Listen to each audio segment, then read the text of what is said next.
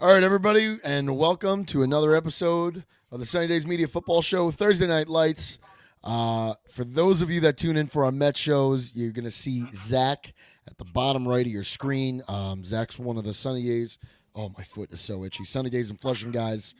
And he is going to be on as a regular now with our football show. So let's get right into it, boys. Cowboys are coming up to MetLife Stadium. They're playing the Giants. This game's going to be on Amazon. If you're in the New York or the Dallas area, you're going to get it on Fox 5. What are we? How do we feel, Zach? You are a resident Giants fan. How are you feeling about tonight?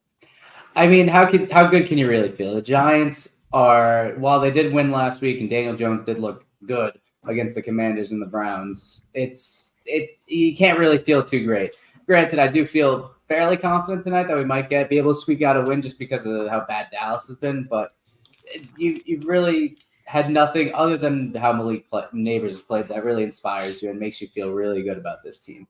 Yes, Daniel Jones has played well, but again, it's been against two bad teams, at least two bad defenses. And the Commanders are bad. The Browns have been good, but they did not look good against the Giants. And there's just not much to be excited for outside of Malik Neighbors, to be completely honest. Jerry, you look like you have a lot to say. Let's hear it. Yeah. First and foremost, I want to come, and you're not going to like this, but I want to say this. Yeah. I was all behind them last Sunday. I called it on this show. I said the Giants are going to win this football game, and they did. Hats off to them. You got to come back down to earth, much like we saw last week with the Bucs and the Saints. And with that, I think you had your fun. You got your win. You're 1-2. But I do think that you're coming in against – I understand Dallas often holds the nomenclature of, we're really good at the beginning of the season. We start to fizzle out a little towards the middle. We'll make the playoffs, and we're going to be exited in the first round just about always.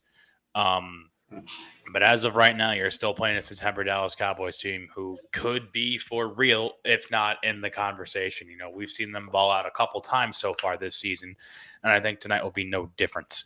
I think you have to look at the way competition is kind of lending itself here. I don't want to say you're going to come out and lay an egg immediately, but I do think the Cowboys are going to take the Giants behind the woodshed.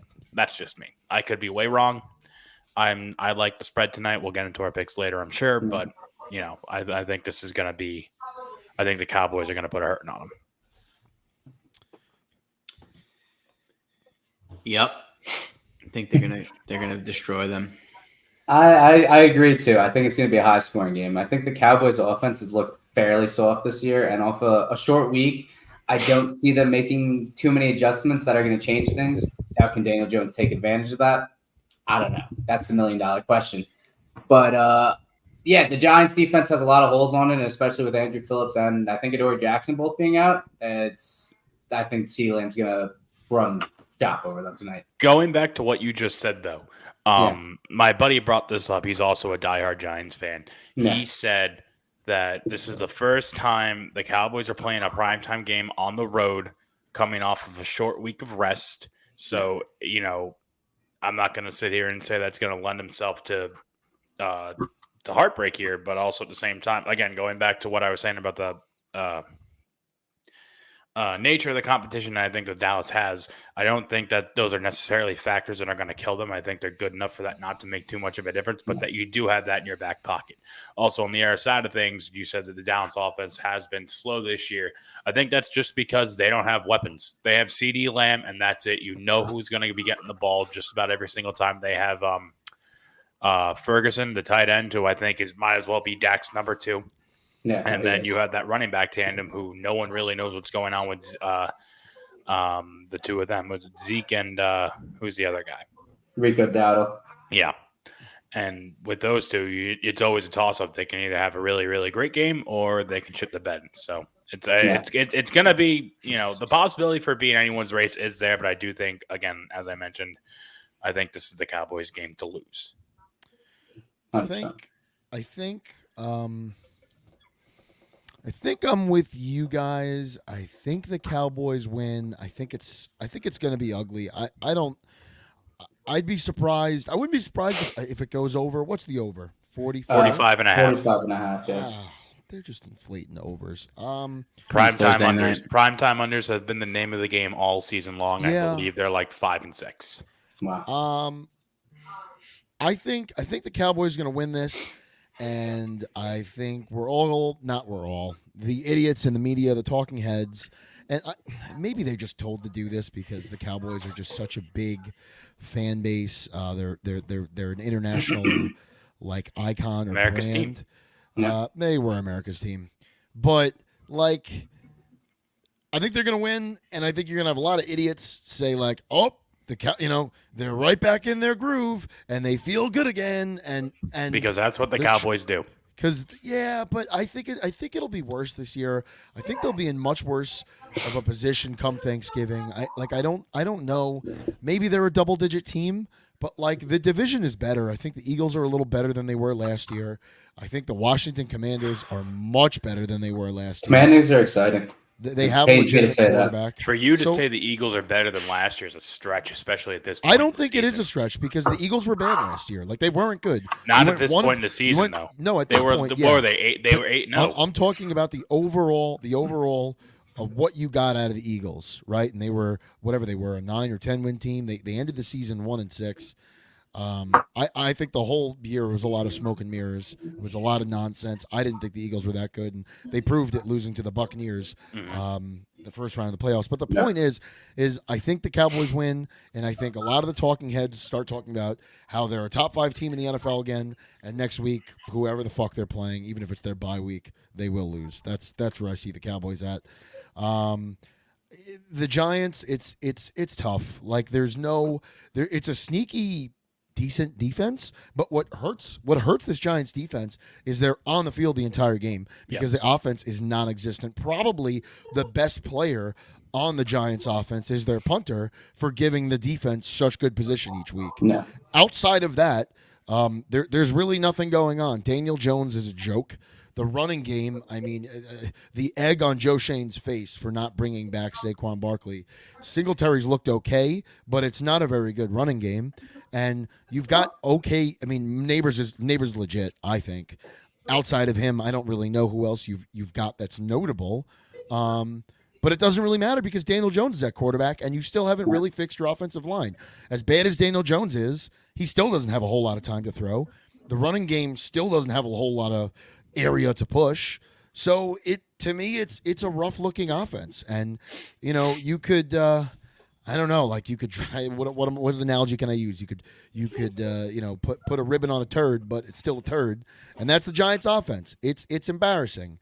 There's no rhyme or reason to it. There's no rhythm to it. There's nothing that they do that's really well, right? Like you can't say, well, Daniel Jones sucks, but they've got a great line and they can run the ball. No. Like there's not a lot there, and I think that's what makes the Giants one of the more boring teams in the NFL to watch is the lack of ability at the quarterback position. It's just the lack of offense, really.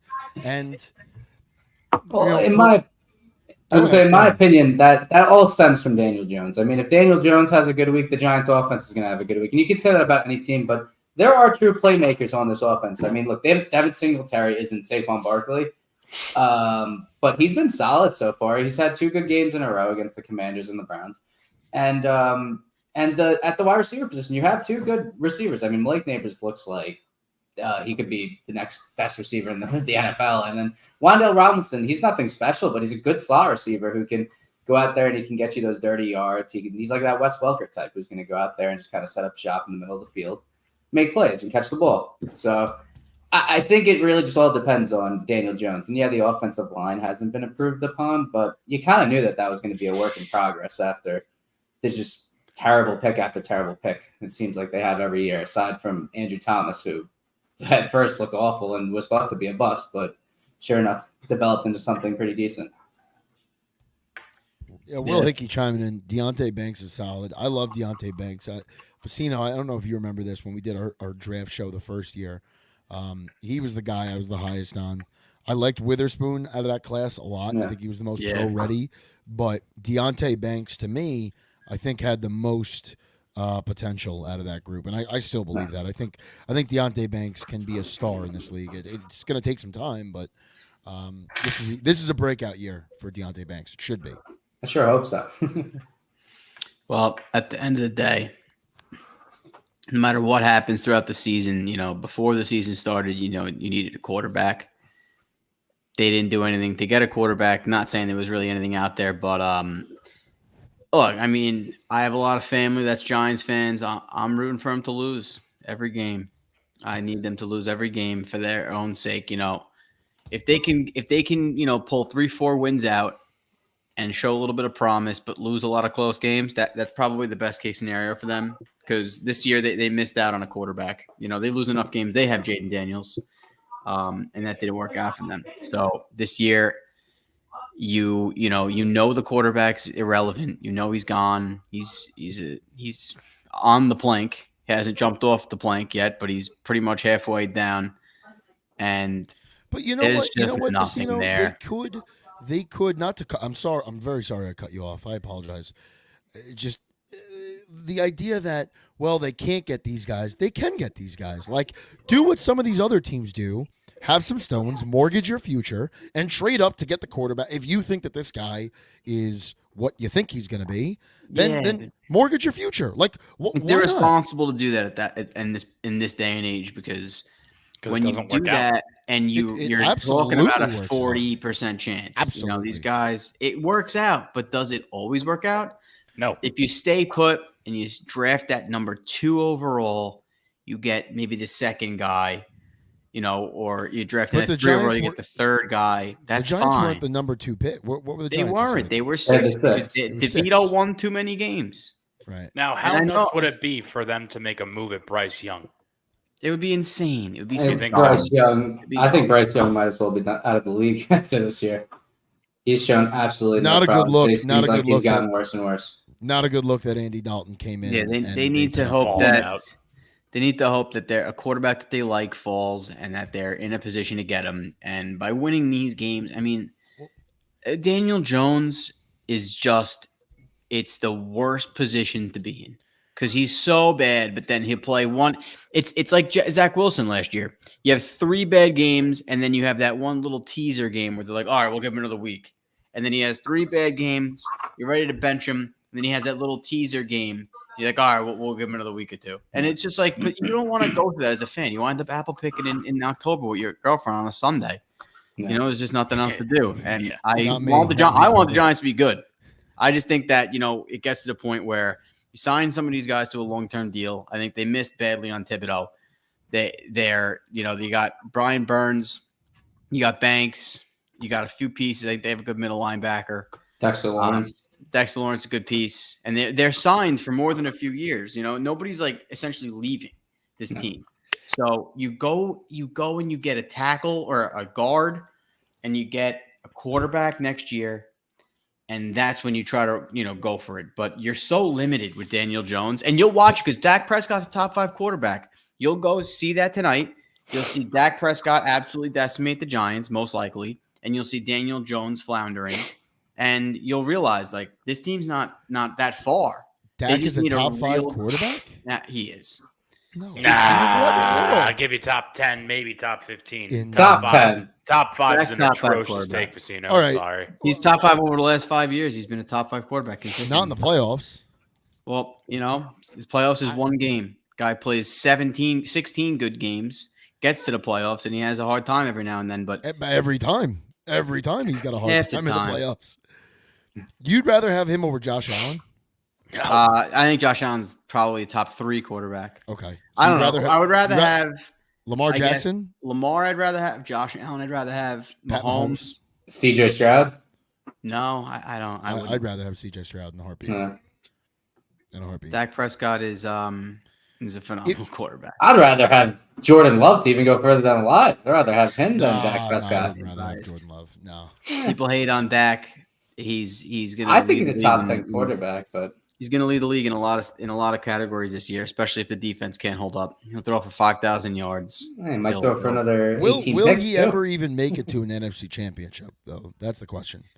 Which is not all on him. Getting to a championship game, you need a solid defense, and they can't stop zone. They can't stop outside zone. I mean, teams are just going to dominate them all year, pretty much in the running game. So, I think they're going to wind up crumbling and wind up selling probably by the end of the year because you think so? You think they'll maybe be in a not the position to deadline, sell? but they're going to be in a position to like maybe not re-sign Micah, maybe try to get as much as you can for him, and try to build this team a different way because they missed so bad on Mozzie Smith that they don't have, they. I'm worried about the Cowboys, but I'm not worried about Dak, and they know that. That's why they signed Dak. They signed CD. They know that if they put a defense around this team, they'll be all right. Aaron Rodgers took them 11 years of missing the playoffs with they have a good defense. After the Cowboys' defense isn't bad. They're just kind of banged up right now. They're only good against inferior opponents. When they face a real offensive coordinator, they crumble. They fold every time. But like I said, like the quarterback can get you to the playoffs. How many other teams have a quarterback that can consistently win you 12 games? Because Dak's winning. They win 12 games every year with Dak. So I would say I would rather have this guy and CeeDee Lamb and try to go build a real actual defense and bring in a real coach that knows defense. I think Belichick would be a perfect fit for them. Dak Prescott has had tremendous weapons in front of him, though, his entire career. He's never played in front of it. He's never played behind a line that was worse than top 5, maybe top 10. He's never played behind a bad run game. He's had guys like CeeDee Lamb, Des Bryant, Brandon Cooks, who he doesn't utilize. He has had a lot of names to throw to. Amari Cooper, Jason Witten, Jake Ferguson now. I mean, he had Jason Witten on the tail end of the career. I mean, but he's had a lot of talent to throw to. Yeah. He's played behind great offensive lines, and he's always had a run game. One way or the other, the Cowboys always figure out a run game. I don't know, but listen, that's a matter of opinion, and I do hear what you're saying. I mean, numbers wise, he does put up the numbers in the regular season. It's his performances in the postseason just haven't been good, but they have not been good, and it's hurt his legacy. But it's a regular season. I mean, Dak in the regular season is a really, really, really good quarterback. So, no, 100% is. Gambling wise, Bass, you said you had Zach. You said you had a parlay in. Yeah, I have a couple parlays, and I mean, one of them I like tonight. I mean, CeeDee Lamb is going to torch the Giants defense. I mean, to be completely honest, you just saw Amari Cooper go berserk on them. Mm-hmm. You saw Justin Jefferson week 1 go berserk on them. They have holes in the secondary, and CeeDee Lamb over the 80.5 yards tonight. Lock. I'd also parlay that with Devin Singletary over 15.5 receiving yards. You have the Cowboys this year have allowed 5 different running backs to hit that line in the 3 games. So I think that they have a Swiss cheese defense, and Daniel Jones is going to be dinking and dunking all night, running for his life. It's going to be an absolute lock. So put those together, you win a couple bucks. Jerry, you have anything on tonight? Oh, yes, I do. Yes, I do. But before I go into tonight, I want to just talk about something we mentioned on Sunday. If I can find my phone, here it is. So numbers are a son of a bitch. Let me tell you something about numbers. I'm not good with numbers. Oh, I'm not the greatest with numbers, but I spent some part of last week's show on Sunday going through things, crunching some numbers, looking at stuff. You know who is good with numbers? Our boy Ant Facino. If you're in the solar panel, if you're looking for some solar panels right now and or a mortgage, he can get you a great rate on both of them. Now, we can't do free ads on this show, so I can't name his company or anything like that, but feel free to reach out to Ant Facino.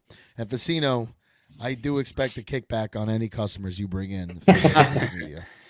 Code Sunny Days Media, 10% off.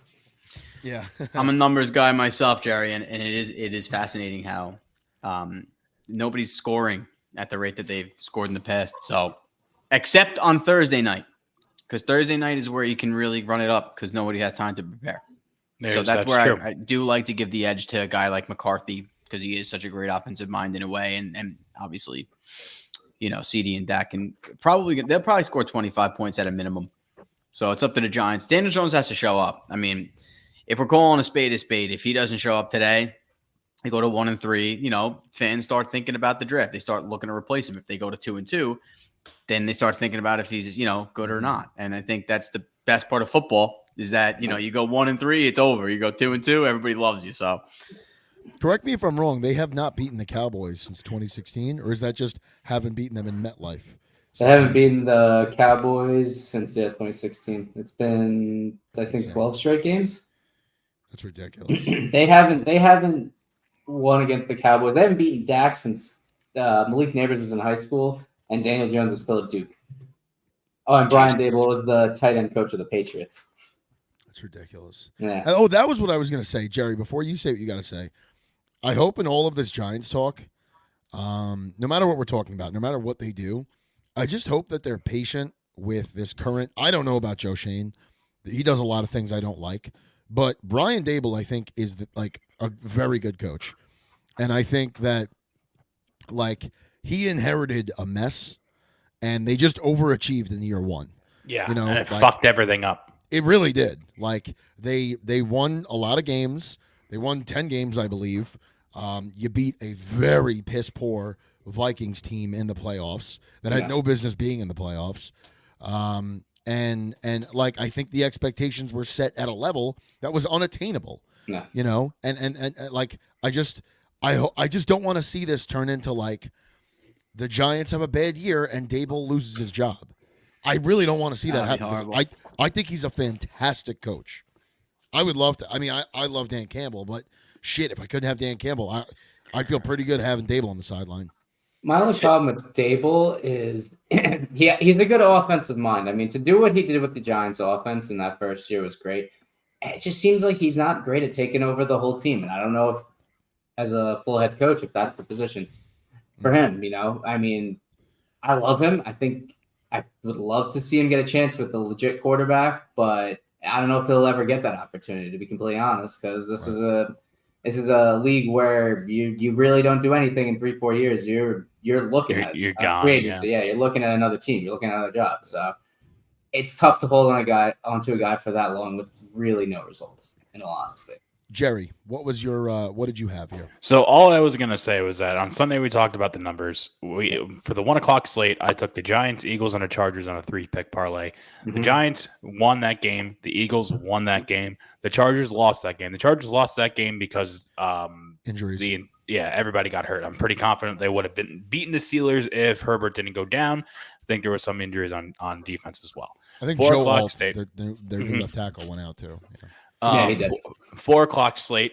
I picked the Lions and I picked the Ravens both to win. Pat said he sat here on air and said, I do not like this game for the Lions. I said, nope, trust the numbers, have faith. What happened? The Lions beat them pretty handily. And then for the 8 o'clock game, I took the Chiefs, and the Chiefs won. The Chiefs covered. I went 1, 2, 3, 4, 5. I went 5 for 6 on Sunday, and I'm trusting the numbers right now. I hit on Monday again using the same numbers. And then, I think tonight going into the numbers, minus 5.5, that number doesn't only win, that number covers. So I like the minus 5.5. I have my ticket. I have a 4-pick same gamer. I'm all in on the Cowboys tonight. I'll read it off to you right now. I have the Cowboys minus 5.5. I have the Cowboys money into FanDuel as you talk. The Cowboys minus 5.5. The second half Cowboys spread at minus 2.5. Yeah. Over the Cowboys over for the first half, which is 13.5. That's 2 scores. That's easy money.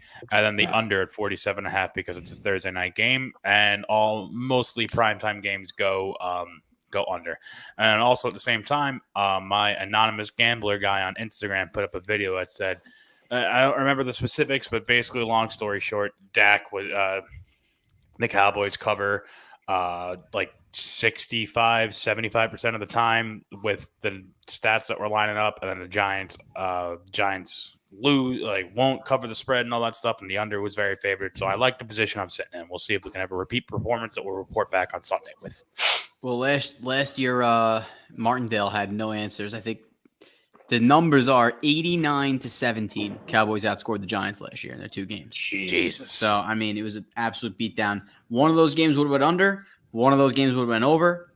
I don't think either of those games were Thursday night, but I think the first game was the Monday night or the Sunday night game. Yeah, okay. The prime and that was a Giants home game. So this is a Cowboys home game, right? No, it's in MetLife. This is in MetLife. No. Do we think Dak? What the hell just happened? Do we think Dak Prescott runs one in tonight? No, I don't. I mean, I'll tell you what I have right now. This is my big money one. This is the one I have that I like the best. Devin Singletary over 14.5 yards. He's hit that line in the last 2 games, and he Receiving? receiving yards. He's also the most efficient Giants pass catcher in against zone defense, which the Cowboys run. Malik Neighbors, five or more receptions. He's hit that line every game this year, and he's going to need to be a focal point of this offense tonight if the Giants expect to make any sort of competition out of it. And from there, Rico Dowdle, 40-plus rushing and receiving yards. He's had that in 2 games so far, and I think in the first game he was like a yard short of it. He's taken over the snap count in or at least the lion's share of snaps at the running back position, and I think he's just going to continue to move in his favor, especially tonight against the Giants team. And then CeeDee Lamb over 80.5 yards. The Giants are down 2 cornerbacks. They have a Swiss cheese secondary. And just like Jamar Chase went off on Monday night after a rough start, CeeDee Lamb's going to do the exact same tonight against a bad secondary. And then I have in at $50 to win 308. I think CeeDee Lamb gets the yards. I hope. I'm going to throw him in as an anytime touchdown scorer. I have a like few it. with him. The odds are probably like minus 150 on that too. Minus right? 125. It's not terrible. I tipped pretty big on Monday night. I thought Jamar Chase was going to go off, and I hit him for 2 touchdowns and then over 70 yards. And some Joe Burrow alternates. It was a nice Zach, little I'm going to cash. swap you here. There we go. Sorry. Yeah, my laptop died, but we're back. We are back.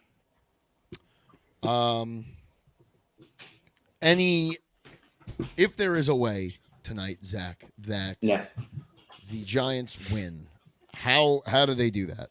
Because we're all painting scenarios on how the Cowboys are going to cut up the Giants' defense. Defense. I think that's the answer. And the Giants have a good defense. We talked about it earlier in the show. I think that's going to need to be the name of the game here if they're going to want to win this game.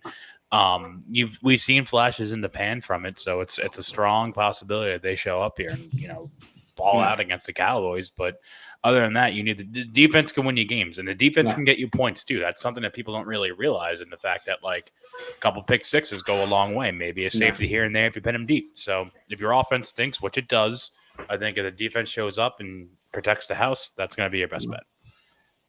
For the Giants, it's weird because I don't think that's the only thing that could work for them. I think they need more than just their defense, because even if the defense is able to lock down the Cowboys, I think their offense is too good to hold them to a score that you're comfortable that your offense can easily cover, even playing at one of its worst games. So the offense is going to have to play well, and that all runs through Daniel Jones. So Daniel Jones is going to have to be able to move the ball downfield. He's going to have to be able to extend drives and put the ball in the end zone. He really is. He's got to chew time off the clock because that defense is constantly on the field. They're going to falter, and especially with a bad secondary that's hurt and just below average, you're going to need to let these edge rushers get time to stay fresh and be able to get to Dak Prescott throughout the night instead of just gasping for air, pretty much every drive. So that's a big part for the Giants tonight. Just it needs to be a multifaceted attack, and they need to be able to defend on defense and score on offense. Essentially, they can't just win it on one side of the ball.